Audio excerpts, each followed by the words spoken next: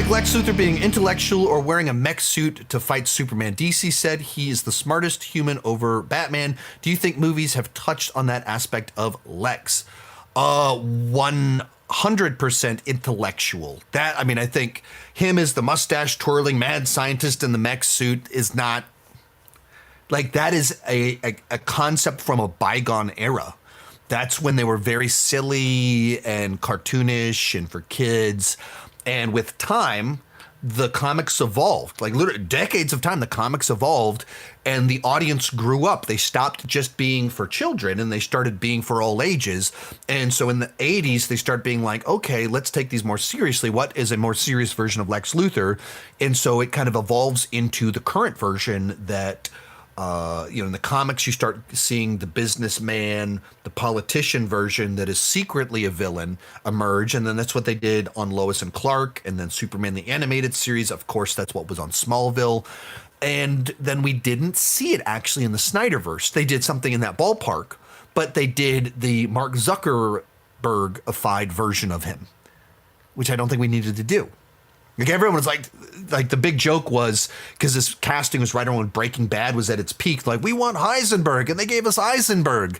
And that was true. Like, we wanted this charismatic Bryan Cranston. He can be the public figure that's the statesman and just says all the right things to the public.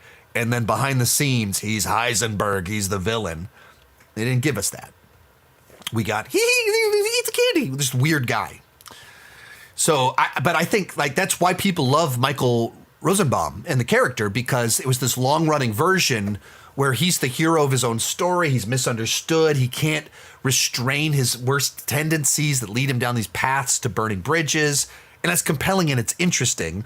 And when you realize, we start to put it together like, oh, he's the evil version of Batman. He's the evil version of Bruce Wayne. That's interesting, in particular, if you do that right in a shared universe. We haven't really done that yet. We haven't really been able to play all of that out. But yeah, I'm very much, that's the Lex Luthor that I like. And when they had 2.5 Men guy show up in like Supergirl as Lex Luthor, I'm blanking on his name. I know John Cryer. When he showed up and they did this mech suit, I was like, I don't. Like it's we're going backwards.